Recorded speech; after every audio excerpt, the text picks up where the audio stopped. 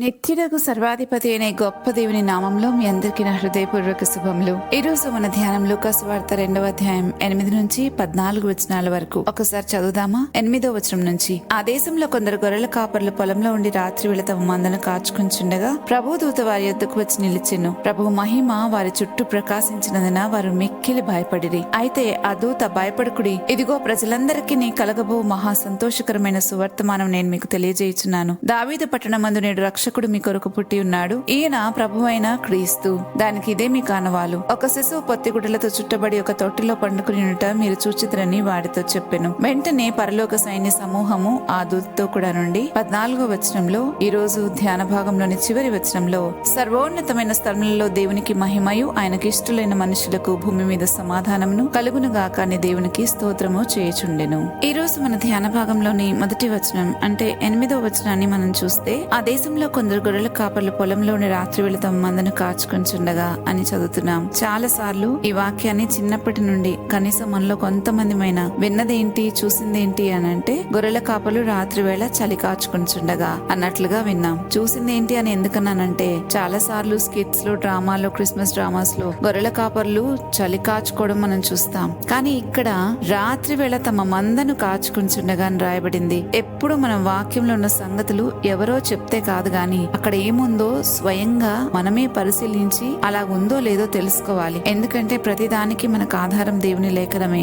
వాక్యము ఆ రీతిగా రాయబడిందో లేదో పరిశీలించి తెలుసుకుంటేనే మనము సత్యాన్ని తెలుసుకున్నామని అర్థం. అంత్య దినాల్లో రాకడకి సూచనలేంటని శిష్యులు అడిగినప్పుడు యేసుప్రభువారు చెప్పిన మొట్టమొదటి మాట మత్తయి సువార్త 24వ వచనంలో, మోసపోకుండా మీరు జాగ్రత్త పడుడి అని. కాబట్టి మోసపోవడానికి చాలా అవకాశాలున్న కాలం ఇది. ముఖ్యంగా ఆర్టిఫిషియల్ ఇంటెలిజెన్స్, ChatGPT, ఇవి వాక్యంలో చాలా సూక్ష్మంగా మార్పులు చేసి అవి మనకి తెలియజేస్తూ ఉంటాయి. అయితే వాటిని అలా లేఖనంలో అలా ఉందో లేదో మనం బైబిల్ గ్రంథాన్ని తెరిచి చూసి పరిశీలన చేసుకుని తెలుసుకోవాలి. లేకపోతే చాలా తేలిగ్గా వాటి చేత మోసగించబడతాం. ఈ విషయాన్ని చాలా సీరియస్ గా తీసుకోవాలి. ప్రతి సెంటెన్స్, ఒకవేళ మనకి ఎక్కడైనా రెఫరెన్స్ దొరకలేదు కాబట్టి ఆ రెఫరెన్స్ కోసం మనం ChatGPTని అడిగినా ఆ రెఫరెన్స్ తీసుకుని అది అలా ఉందో లేదో మనం చెక్ చేసుకోవాలి. ఖచ్చితంగా చూసుకోవాల్సిందే. కాబట్టి ప్రతి వారు జాగ్రత్తగా ఉండాలి. మనం ఏం వింటున్నామో అది ఎలా ఉందో లేదో పరిశీలించి తెలుసుకున్నప్పుడు మాత్రమే మనం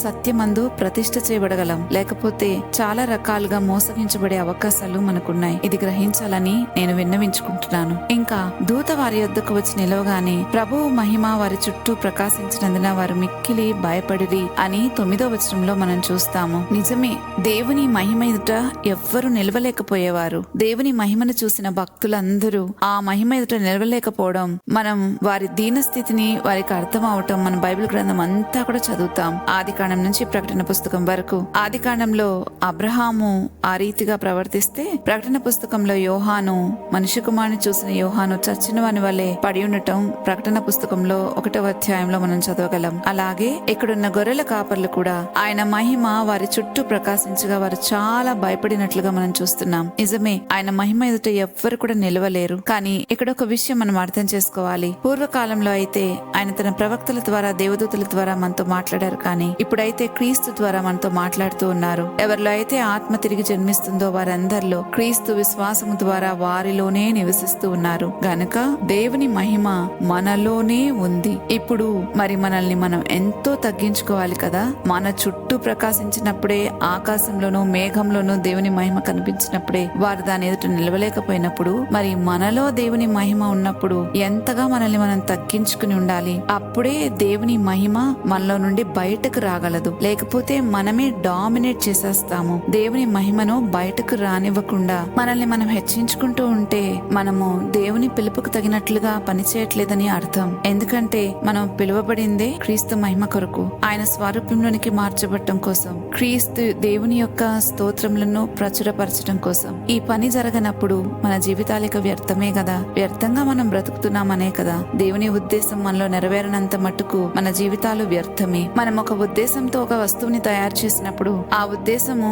ఆ వస్తువు ద్వారా నెరవేరనప్పుడు ఇక అది పనికిరాదు అని అనుకుంటాం కదా. అలాగే దేవుడు మనల్ని ఒక ఉద్దేశంతో తాను సృష్టించుకున్నాడు. మనం ఆయన స్తోత్రంను ప్రచురపరుస్తామని, ఆయన గుణగణాలను ప్రజలందరికీ చూపిస్తామని, ఆయనను మనం వ్యక్తపరుస్తామని. అయితే అందుకు మనం పనికిరానప్పుడు మరి మన జీవితాలు వ్యర్థమేగా. పాత నిబంధన కాలంలో ఆనాటి దేవుని మహిమ మేఘంలో కనబడితే ఈ రోజు ఆయన మహిమ మనం ఫలించే ఆత్మఫలంలో కనబడుతుందని యేసుప్రభువారే యోహాను సువార్త 15:8 చెప్పారు. ఇది అర్థం చేసుకున్న వారెవరు ఆత్మఫలాన్ని ఫలించకుండా ఉండలేరు. ఎందుకంటే అందులో దేవుడు మహిమపరచబడుతున్నారు కాబట్టి. యేసుక్రీస్తు ప్రభువారు జన్మించింది మన కొరకు, పుట్టింది మన చుట్టూ ఉండే దేవుని మహిమను మనలో నుండి ప్రకాశింపజేయడానికి. ఆనాటి ఆ గొర్రెల కాపర్ల చుట్టూ దేవుని మహిమ ప్రకాశించింది. కానీ ఈ రోజు మనలో నుండి ఆయన మహిమ ప్రకాశించాలని ఆయన కోరుకుంటున్నారు. ఆనాడు ఆయన పుట్టక ముందు ఆయన మహిమ మన పైన మన చుట్టూ కనబడేది. కానీ ఇప్పుడైతే మనలో నుండి ప్రకాశిస్తుంది. క్రీస్తు నీలో ఉంటే ఆ దేవుని మహిమ నీలో నుండే ప్రకాశిస్తుంది. అందుకే మనకి ఈ వర్తమానము ఇవ్వబడింది. ఇంకా 10వ వచనం చూసినట్లయితే, ప్రజలందరికీ కలగబో మహా సంతోషకరమైన సువర్తమానం నేను మీకు తెలియజేస్తున్నానని అక్కడ దూత గొర్రెల కాపర్లకు చెప్పడం మనం చూస్తాం. అదేంటంటే, దావీదు పట్టణమందు నేడు రక్షకుడు మీ కొరకు పుట్టి ఉన్నాడు, ఈయన ప్రభు అయిన క్రీస్తు అని. నిజంగానే ఇక్కడున్న ఈ సంతోషకరమైన సువర్తమానము అది కేవలం ఆనాటి యూదులకు మాత్రమే కాదు, కానీ లోకమంతటికి, ప్రజలందరికీ అది గొప్ప సువర్తమానం. ఎందుకంటే ఆనాడు ఇశ్రాయేలీయులైతే ఎదురు చూశారు, వాళ్ళని రోమా ప్రభుత్వం నుంచి, లేకపోతే ఈ యొక్క శత్రువులు అంటే వారి యొక్క మనుగడను లేకుండా చేయాలి అనే ప్రయత్నం చేసే ప్రతి శత్రువు చేతి నుండి యేసుక్రీస్తు ప్రభు వారు వచ్చి రక్షించి వారి కొరకు ఒక సుస్థిరమైన రాజ్యాన్ని స్థాపిస్తారు అనే ఉద్దేశంతో వారు మెస్సయ్య రాక కోసం ఎదురు చూస్తా ఉన్నారు. కానీ ఇక్కడ దూత చాలా స్పష్టంగా చెప్తున్నాడు, రక్షకుడు పుడుతున్నాడు అని, రక్షకుడు పుట్టి ఉన్నాడు అని. ఈయన తమ ప్రజలను వారి పాపం నుండి రక్షించేవాడు అని మత్తయి చాలా క్లియర్ గా రాశాడు.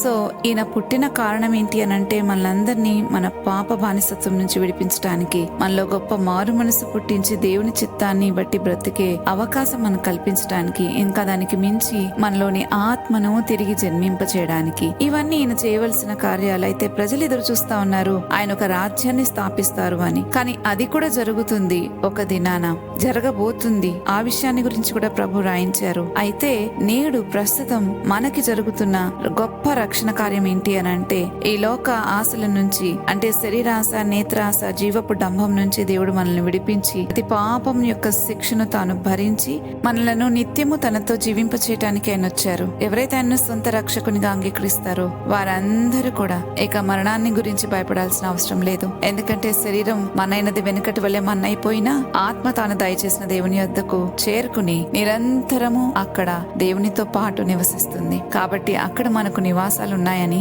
యేసుప్రభు వారు చెప్పారు గనక మనము ఈ లోకంలోని విషయాలను బట్టి బాధపడి, చింతపడి, ఎంతో దుఃఖపడి ఉండవలసిన అవసరం మనకి ఇక మీదట లేదు. వీటన్నిటి నుంచి ప్రభు విడిపించడానికి గొప్ప రక్షకుడిగా నీ కోసం, నా కోసం ఆయన పుట్టాడు. ఈ రోజు నువ్వు ఈ విషయాన్ని నమ్మగలిగితే ప్రతి విషయంలోనూ చింతలేని చింతలేని వారంగా మనం జీవించగలం. ఇంకా ప్రభు యొక్క గొప్పతనం ఏంటంటే, జ్ఞానులకైతే ఆయన నక్షత్రాన్ని ఆనవాలుగా ఇచ్చారు.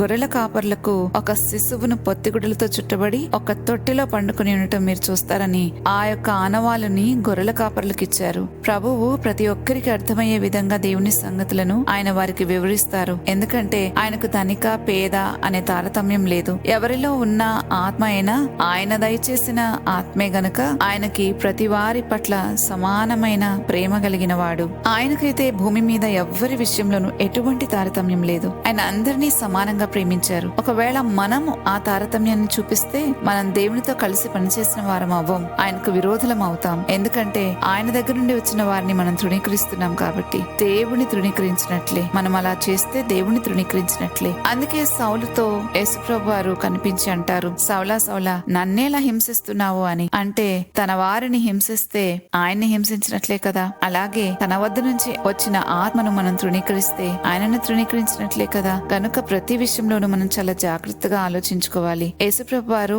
అందుకే అంటారు, తనెవ్వరిని తన దగ్గరకు వచ్చిన వాడిని తృణీకరించడం త్రోసివేయను అని. ఈ విషయంలోనే కాదు, ప్రతి విషయంలో మనకు మన ప్రభువే మాదిరి. యేసుప్రభు వారు పుట్టినప్పుడు జ్ఞానులకు తెలియజేశారు, పామర్లకు కూడా తెలియజేశారు ఆయన పుట్టుకను గురించి.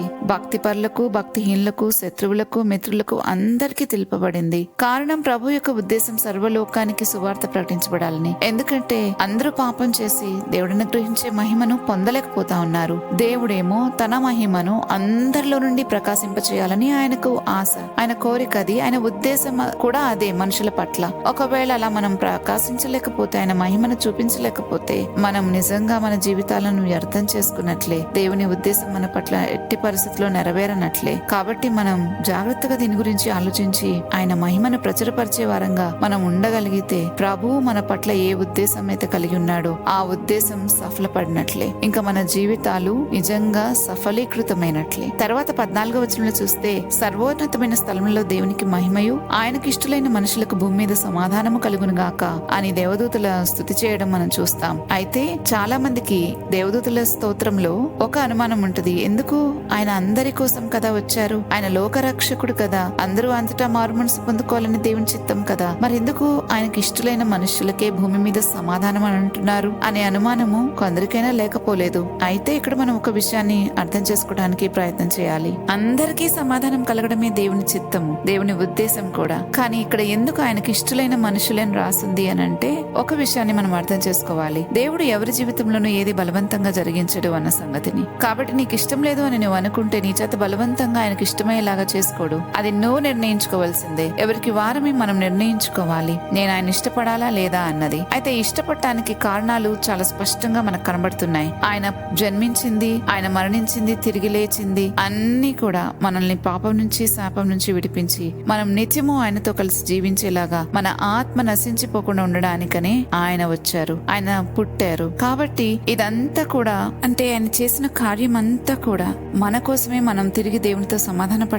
పట్టం కోసమే చేశారు. అయితే దాన్ని ఇష్టపడి స్వీకరించడానికి నీకు ఇష్టమైతే ఆయన కూడా నిన్ను చూసి ఇష్టపడతారు. వాక్యం ఏం చెప్తుందంటే, విశ్వాసం లేకుండా ఆయనకి ఇష్టలైనట అసాధ్యము అని. ఆయనకి ఇష్టలైన మనుషులు భూమి మీద సమాధానం కలుగుతుంది అని అంటే, ఆయనకి ఇష్టలైన మనుషులు ఎవరు? ఆయన యందు విశ్వాసం ఉంచిన వారే. మిగతా వారు విశ్వాసం ఉంచని వారు నీ ఇష్టంతో నాకేం పనిలేదు ప్రభా అని చెప్తున్నారు అంతే. కాబట్టి అలాంటి వారిగా దేవునితో సమాధాన పడే అవకాశం లేదు కదా. అందుకనే దూతలు చాలా స్పష్టంగా చెప్తున్నారు, ఆయనకి ఇష్టలైన మనుషులకు భూమి మీద సమాధానము అని. ఎవరైతే ఆయన యందు విశ్వాసం ఉంచి నేను నీకు ఇష్టంగా ఉండాలి అనే ఒక తీర్మానం తీసుకుంటారో వారికి దేవునితో తప్పకుండా సమాధానం కలుగుతుంది. మరి ఈ రోజు మన పరిస్థితి ఎలాగుంది? మనం ఆయన స్వీకరిస్తున్నామా? ఆయన ఇష్టంతో మనకేం పనిలేదులే అని అనుకుంటున్నామా? లేదా ఆయనకి ఇష్టమై ఉండడం నాకు ఇష్టం అని మనం అనుకుంటే గనక ఈరోజు మన హృదయాల్లోకి దేవుణ్ణి స్వీకరించుకుందాం. మన పాత జీవితాన్ని విడిచిపెట్టడానికి ఇష్టపడితే ఆయన నూతన జీవంతో నింపడానికి ఆయన రెడీగా ఉన్నాడు. కాబట్టి యేసుక్రీస్తు జన్మించింది మనలోని ఆత్మను తిరిగి జన్మింపచేసి ఒక నూతనమైన జీవాన్ని మనకు అనుగ్రహించి మనల్ని నూతన సృష్టిగా చేయడానికి. దయచేసి ఈ విషయాన్ని అర్థం చేసుకుంటూ ప్రార్థన చేసుకుందాం. మా తండ్రి, మా దేవానికి స్తోత్రాలు చెల్లిస్తున్నాం. ఈ రోజు ఈ ధ్యాన భాగంలో నుంచి అనేకమైన సంగతులు మీరు మాతో మాట్లాడుతూ వచ్చారు. నిజంగా ప్రతి ఒక్కరిని ఎంత ప్రేమించారంటే, ఎవరికి ఏ విధంగా అర్థమవుతుందో ఆ విధంగా తెలియచేయడానికి ఇష్టపడ్డారు. అందుకే ఈ భూమి మీద ఎన్ని డినామినేషన్స్, ఇంతమంది సేవకులు ప్రభా మీరు ఏర్పాటు చేసుకున్న కారణం అదేనని మాకు అర్థమవుతుంది. దేవా, ఇంతగా మమ్మల్ని ప్రేమించి మా కోసం ఈ లోకంలో జన్మించినందుకు మీకు స్తోత్రాలు చెల్లిస్తున్నాం. అయితే మాలో నుండి నీ మహిమ ప్రకాశించాలని కోరుకున్న ఉద్దేశించిన మీ ఉద్దేశం మాలో సఫలమవడానికి కృప చూపించమని ప్రార్థిస్తున్నాం. మేమైతే ప్రభా చాలా కాలము నీకు ఇష్టం ఉంటే ఎంత, లేకపోతే ఎంత అని అనుకున్నాము. కానీ ఈ రోజు అయితే ప్రభా నిజంగా మా స్థితి మారినప్పటి నుంచి నా తండ్రి, మా పాప భారం తొలగిపోయినప్పటి నుంచి, మా శాపం నుంచి మేము విడుదల పొందుకున్నప్పటి నుంచి, శత్రువు చేతిలో నుంచి విడిపించబడి బయటకు వచ్చి నీ రాజ్యంలో చేర్చబడినప్పటి నుంచి ప్రభా నేను నీకు ఇష్టమై ఉంటే ఎంత బాగుండు అనే ఆలోచిస్తున్నాం. అలాగే మేము అందరం ఆలోచిస్తున్నాం. దయచేసి నాయన మీకు ఇష్టమైన కార్యాలే, మీ చిత్తమే మా జీవితంలో జరిగించండి. వేరొకటి ఎన్నడూ జరగనివ్వద్దు. అది మా ఇష్టం కోసం మీరు వేచి ఉండొద్దు ప్రభా. మమ్మల్ని పూర్తిగా మీకు సమర్పించుకున్నాం గనక బలవంతంగా అయినా మీ చిత్తమే మా జీవితంలో జరిగించమని వేడుకుంటూ ఈ మనలన్నీ యేసు ప్రభు నామంలో బ్రతిమాలుతున్నాము తండ్రి. ఆమెన్. రేపటి ధ్యానంలో మళ్ళా తిరిగి కలుద్దాం. అంతవరకు దేవుని కృప మనందరికీ తోడైండును గాక. ఆమెన్.